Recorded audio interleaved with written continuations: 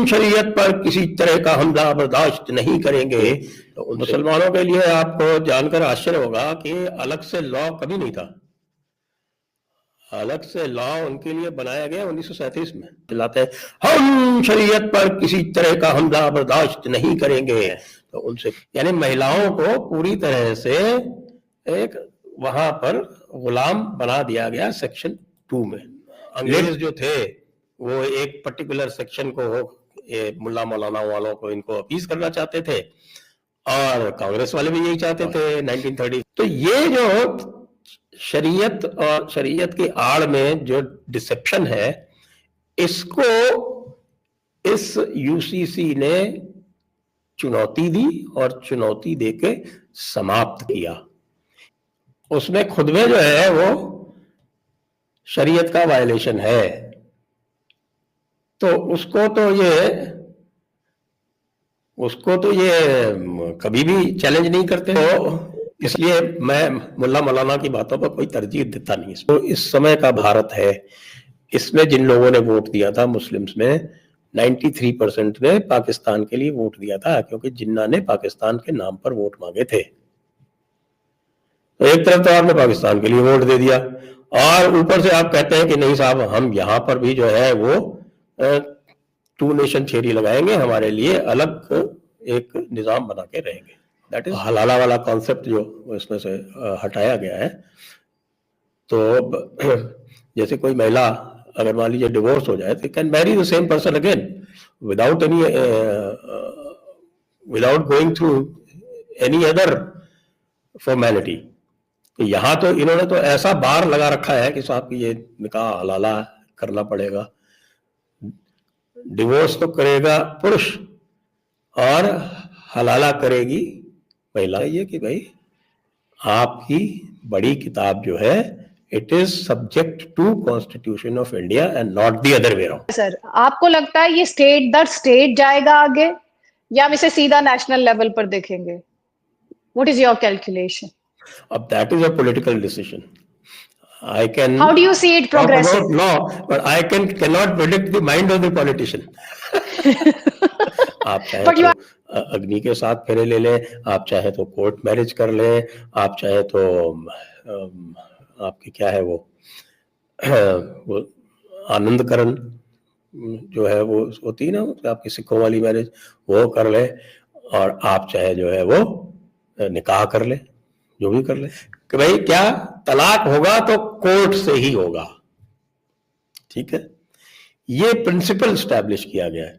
तलाक होगा तो कोर्ट से ही होगा, काजी नहीं करेगा और आप खुद नहीं करेंगे। जो वाला यूनिफॉर्म सिविल कोड है वो पोर्चुगीज लॉ है और it actually establishes the supremacy of the Christians there. It is a huge step. There's no doubt. A huge step is because it establishes the principle.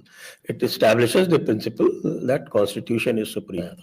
It is, वैसे तो Constitution भी 80% colonial ही है ना, government of India act का word by word तर्जुमा है। नमस्कार, आपके साथ मैं आदिति त्यागी और मेरे साथ जो शख्सियत हैं उन्हें किसी परिचय की जरूरत नहीं है। मेरे साथ संजय दीक्षित सर है, जयपुर डायलॉग्स एक जाना माना चेहरा और प्लेटफॉर्म दोनों ही। बहुत बहुत स्वागत है सर और थैंक यू सो मच कि आपने टाइम निकाला है। धन्यवाद और स्वागत आपको, आपके सभी दर्शकों को। Thank you sir, thank you so much. Sir मेरा पहला सवाल आज जो मैं आपसे डिस्कशन करना चाहती हूँ वो करना चाहती हूँ यूनिफॉर्म सिविल कोड पर, जिसे लेकर बहुत डिस्कशंस, डिबेट्स और इनफैक्ट मैंने भी आपके साथ डिस्कशंस किए हैं।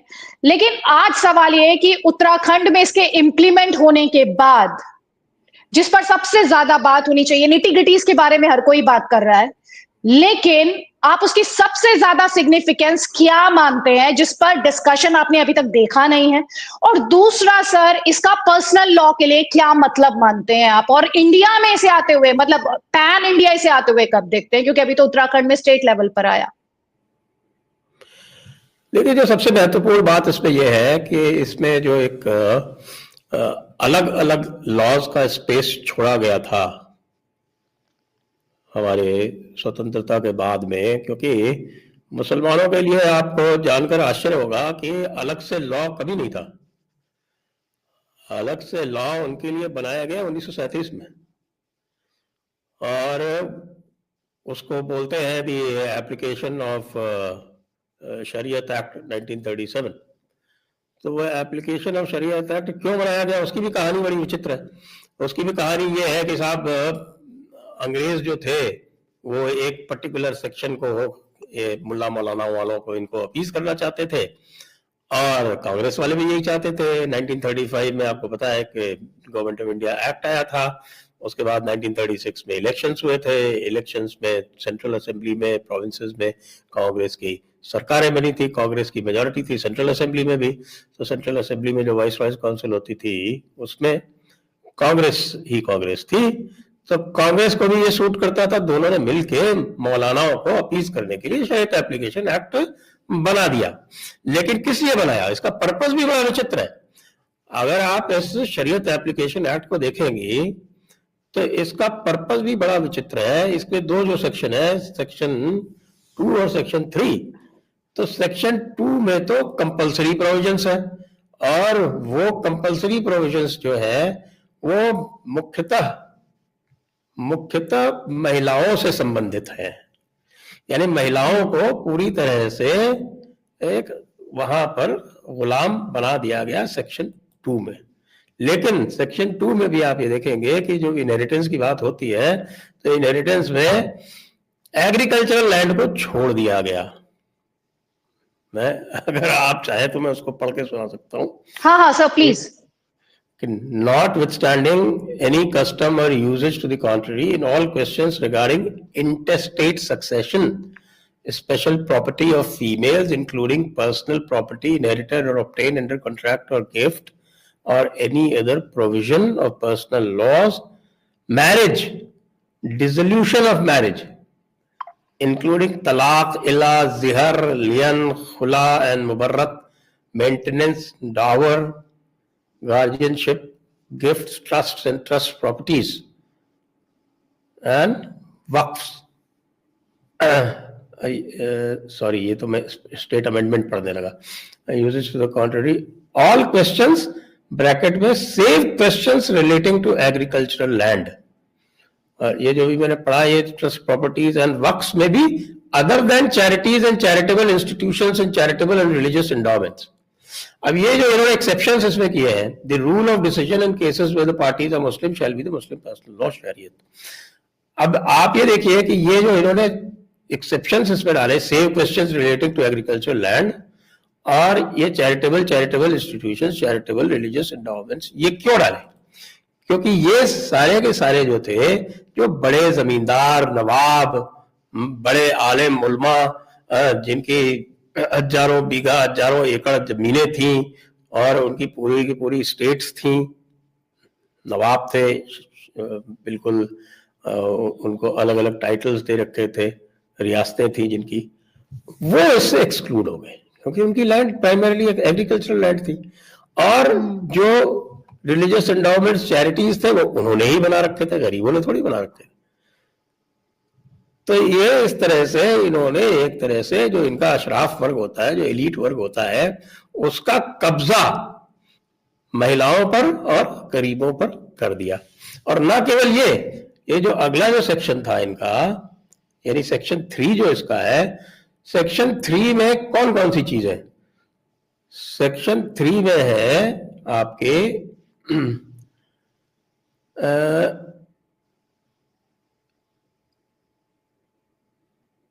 इसमें है अडॉप्शन, विल्स एंड लेगेसीज।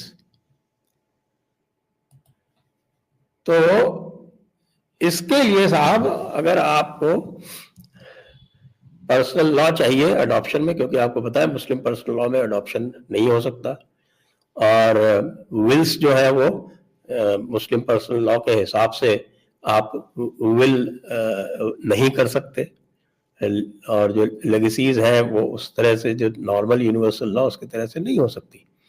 तो इसके लिए इन्होंने कहा कि ये उसी के ऊपर एप्लीकेबल होगा जो अलग से डिक्लेरेशन करेगा, और अलग से डिक्लेरेशन करके ये कहेगा कि हाँ साहब इसके लिए वो पर्सनल लॉ चाहता है।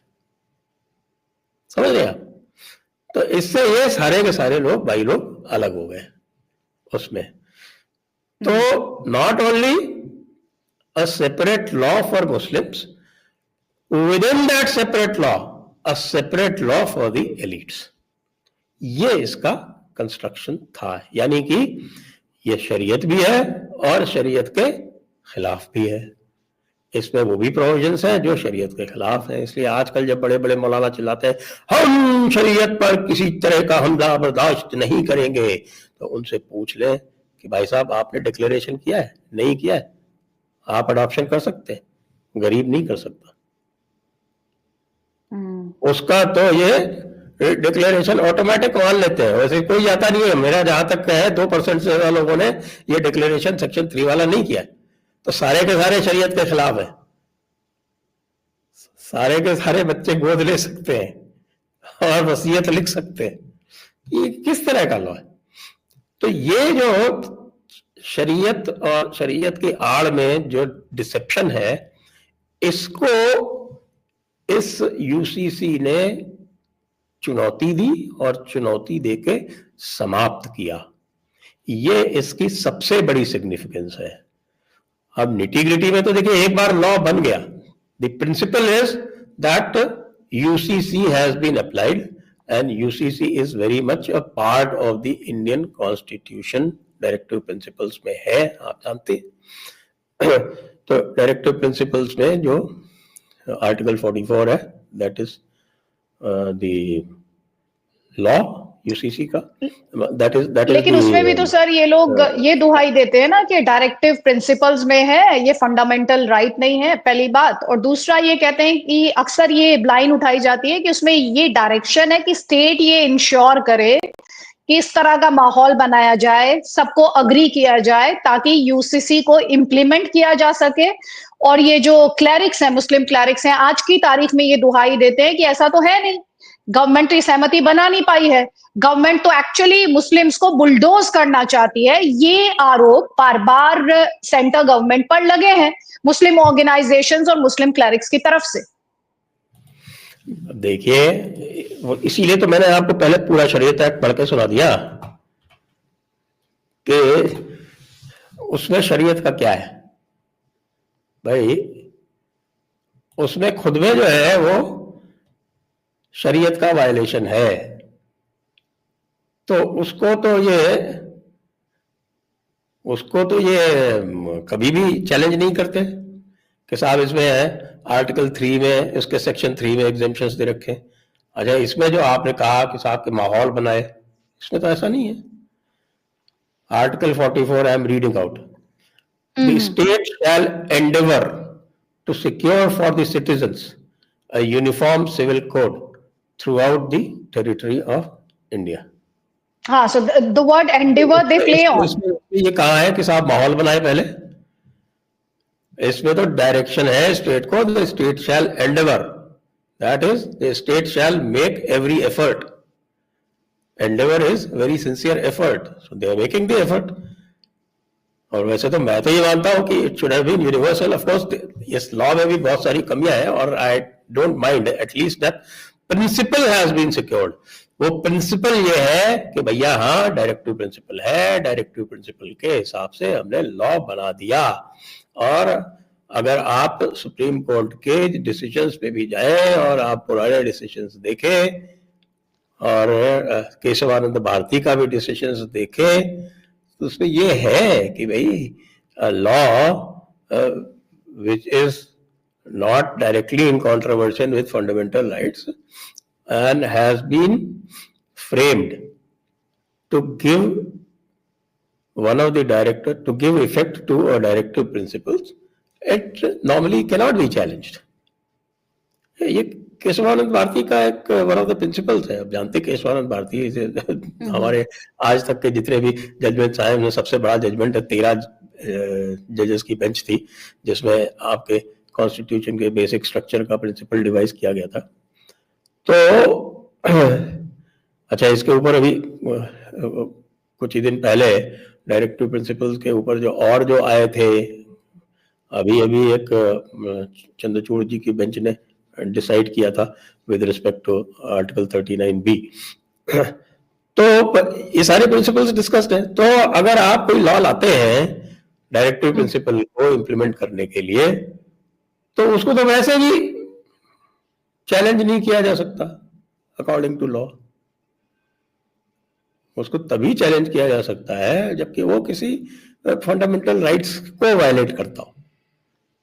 वो ऑफ कोर्स पहले एक हुआ करता था 9th शेड्यूल में, सॉरी कि आप 9th शेड्यूल में ले जाइए और वो सेव हो जाता था, वो भी नहीं बचा क्योंकि एक 9 जज बेंच का जजमेंट आया था IR कोइलो, जस्टिस सब्बरवाल की चीफ जस्टिस थे जब, तो उसमें ये भी हो गया कि साहब की 9th शेड्यूल में भी जो है वो आप अगर बेसिक स्ट्रक्चर के अगेंस्ट में कुछ है तो इट कैन बी एग्जामिन्ड। तो as far as law is concern it is fully secured.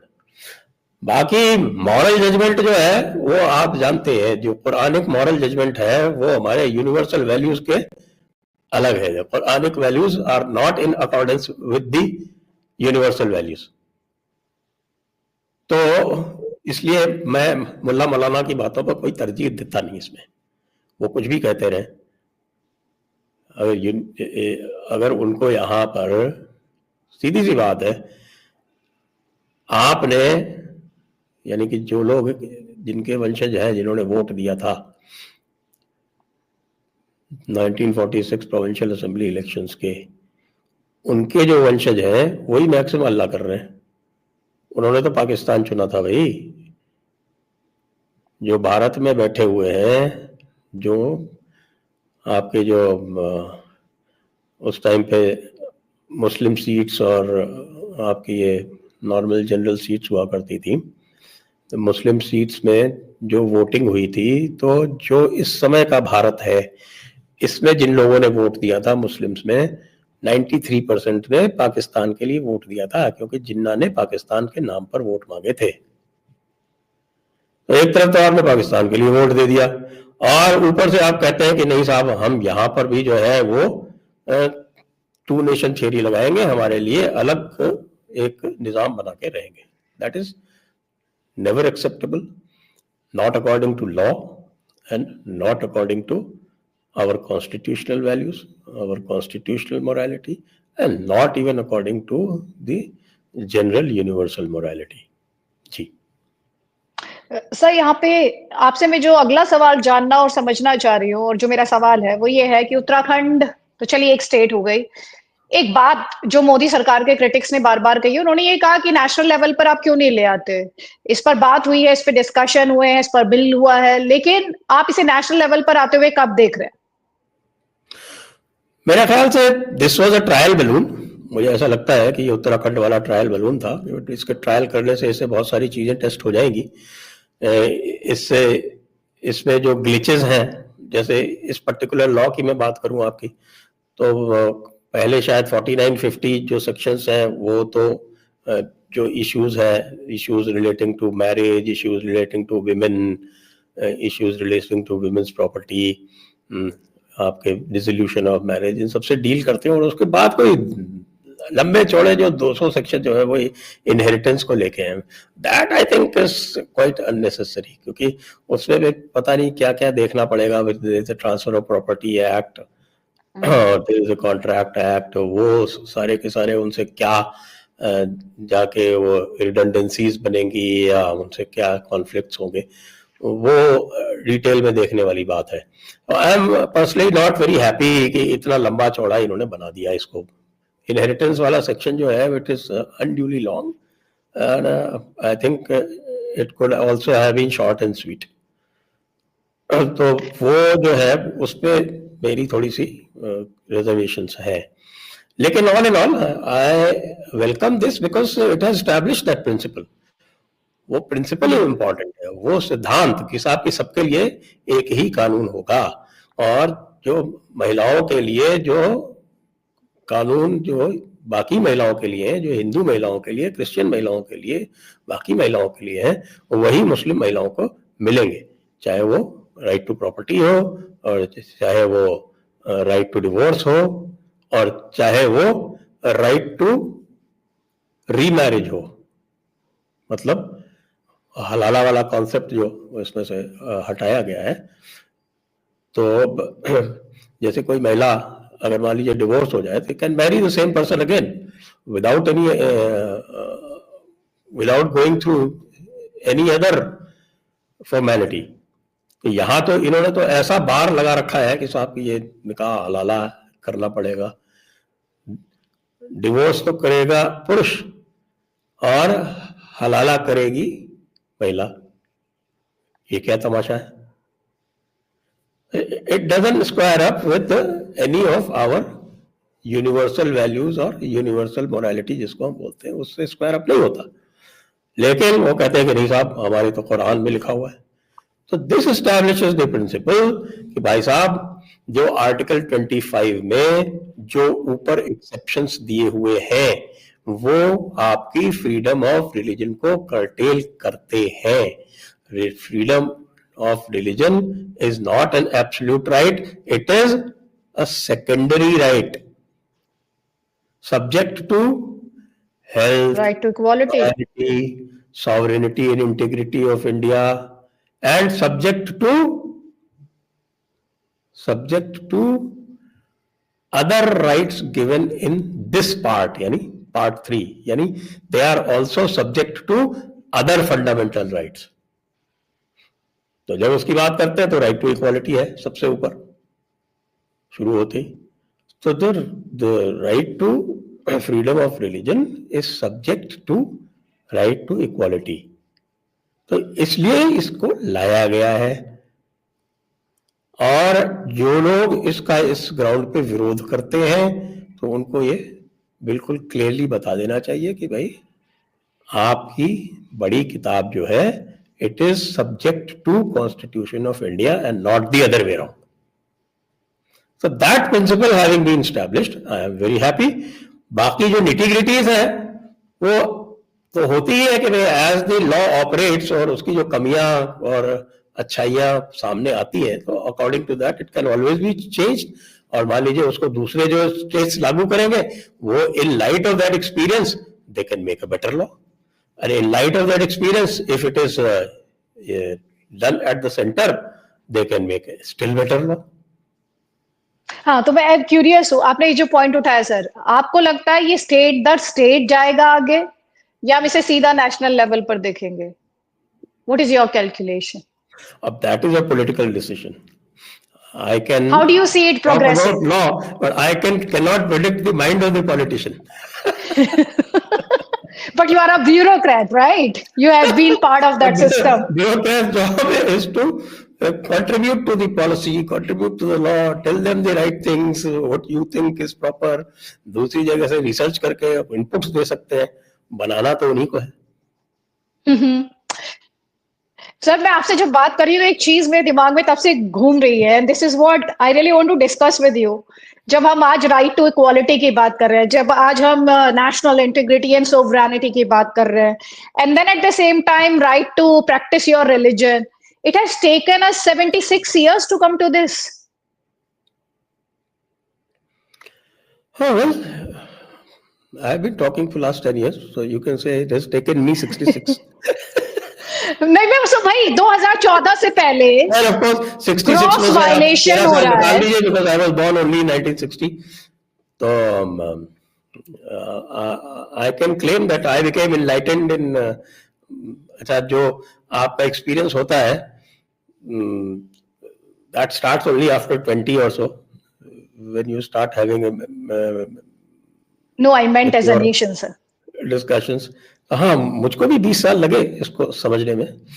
लेकिन ये बात जो थी, अगर आप देखें जो यूसीसी पे डिस्कशन हुआ कॉन्स्टिट्यूएंट असेंबली में, मेरा आर्टिकल पड़ा हुआ उसके ऊपर, आप पढ़ सकते हैं उसे, medium.com पे लिखा था मैंने कि universal civil code is not one civil code. मतलब जिसमें ये कहते हैं ना कि साहब इसको कर देंगे तो हमारे जो है वो हमें भी 7 फेरे लेने पड़ेंगे। ना ना ना ना, it is not that. The principle is important कि भाई क्या तलाक होगा तो कोर्ट से ही होगा, ठीक है, ये प्रिंसिपल स्टैब्लिश किया गया है। तलाक होगा तो कोर्ट से ही होगा, काजी नहीं करेगा और आप खुद नहीं करेंगे। सो तलाक बिद्दत या 3 तलाक या तलाक हसन जो 3 महीने में एक बार बोल के होता है, वो नहीं होगा, जाना आपको कोर्ट में ही पड़ेगा। So that is the principle that has been established. इसी तरह से मैरिज, तो मैरिज जो होगी उसका मेथड क्या होगा, दैट इज नॉट प्रिस्क्राइब. वो आप अपने जैसे अपने हिसाब से, आप चाहे तो अग्नि के साथ फेरे ले लें, आप चाहे तो कोर्ट मैरिज कर लें, आप चाहे तो आपकी क्या है वो आनंदकरण जो है वो होती है ना, आपकी सिखों वाली मैरिज, वो कर ले, और आप चाहे जो है वो निकाह कर ले, जो भी कर ले. तो उसमें कोई वो दिक्कत नहीं है. आप हर तरह से जैसे भी चाहें आप अपने रिलीजन के हिसाब से करने के लिए स्वतंत्र हैं. But the guiding principle is the same. Adoption has been allowed. जो ये कर रखा था ना कि साहब के आपके Muslims are not allowed to adopt, हालांकि वो भी लोगों ने पढ़ा नहीं है ठीक से. मैंने आपको सेक्शन 3 पूरा पढ़ के सुना दिया. जब तक आप डिक्लेरेशन नहीं करते हैं तब तक आप अडॉप्शन नहीं कर सकते. तो ये जितने भी इनके जो एलीट तबका है वो सारे फायदे उठाता रहा है, हिंदू लॉ के भी और मुस्लिम लॉ के भी. तो अब मुझे डिस्कशन कंक्लूड करना है sir, just to give viewers understanding, जिन्होंने आपको पिछले 22 मिनट सुना, जिसमें से 3 मिनट मैं बोली, तो 19 मिनट्स में कहूंगी कि आप बोले. इसका जिस्ट अगर आपको दर्शकों को समझाना हो तो कितना बड़ा स्टेप उत्तराखंड में यूसीसी को आप मानते हैं? Is it a huge step, it's a baby step, और it is a step but in the right direction which should be taken further? It is a huge step. There's no doubt. A huge step is because it establishes the principle. It establishes the principle that Constitution is supreme. It establishes the principle that freedom of religion does not extend to every sphere of your life.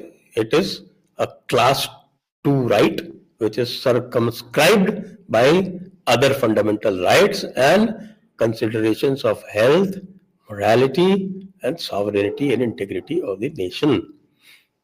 इसी 25 के 2 में reform के लिए भी, किसी भी religious reform के लिए भी सरकार कानून ला सकती है. So that principle has also been established. So it is इसके बारे में तो कोई बात ही नहीं करता. It is a huge step has been taken. अब कोई भी करेगा तो उसको ये प्रिंसिपल एस्टैब्लिश करने की जरूरत नहीं है. They will only follow in the footsteps of the Uttarakhand law. लोग गोवा लॉ की बात करते हैं कई बार, but they forget that Goa law is actually a Christian law. उसको भी किसी ने आज तक ध्यान से देखा नहीं है. जो गोवा का यूनिफॉर्म सिविल कोड है वो पोर्चुगीज लॉ है, और it actually establishes the supremacy of the Christians there. खैर, that's for another day. That's for another day. क्योंकि लेकिन बहुत इंटरेस्टिंग बात है सर आपकी इस बात से, मुझे असदुद्दीन ओवैसी का स्टेटमेंट याद आया. वो ये कहते हैं कि वहां पे तो एक से ज्यादा शादी करने की परमिशन है. I am sure you must have heard of that. है ना, under certain conditions. If the woman has not conceived till a certain age, then you can marry again. A man can marry again. If she has not born a male heir, can marry again. But that also should go. उसमें तो Christians को special rights है भाई उस law में. अच्छा, वो जो सिविल कोड है ना, वो civil code it is an omnibus code. जैसे लॉ ऑफ कॉन्ट्रैक्ट है, लॉ ऑफ रेवेन्यू है, आपके लॉ ऑफ प्रॉपर्टी है, ये सारे के सारे जो है वो उसी कोड में. तो that is why it is called a uniform civil code. उसमें जो पर्सनल लॉज है वो खाली उसका जो है वो 5% पार्ट भी नहीं है. तो उसके बारे में लोगों ने किसी ने देखा तो है नहीं, उसको खाली हल्ले में बात करते हैं उसको. अब ये 1937 वाला भी भाई भारत ने जो इसको, हाँ जी, बात पूरी करें. It was a colonial law. It was a colonial law. अब इन्होंने जो अडेप्टेशन का जो प्रोविजन है कॉन्स्टिट्यूशन में आर्टिकल 373, उसके हिसाब से इन्होंने कैबिनेट ने प्रेसिडेंट के थ्रू इसको अडॉप्ट करवा दिया. हम कॉलोनियल लॉज के बारे में बात करते हैं ना, तो कॉलोनियल लॉज तो यार अडॉप्टेड होलसेल. कौन सा किसी ने उसमें दिमाग लगाया था? वैसे तो कॉन्स्टिट्यूशन भी 80% कॉलोनियल ही है ना. गवर्नमेंट ऑफ इंडिया एक्ट का वर्ड बाय वर्ड तर्जुमा है. गवर्नमेंट ऑफ इंडिया एक्ट 1935 का। So hopefully with time, everything will evolve because It that's should. the The rule of principle nature. having been established, I think the road ahead will be smooth. Thank you sir, thank you so much UCC को इस तरह से break down करने के लिए और इतनी स्पष्ट और सरल भाषा में सबको समझाने के लिए। बहुत सारे बिंदु इस वीडियो के माध्यम से लोगों को जानने समझने को मिलेंगे और जो उनमें जिज्ञासा है और बढ़ेगी। बहुत बहुत धन्यवाद सर, धन्यवाद और नमस्कार। धन्यवाद आपको भी।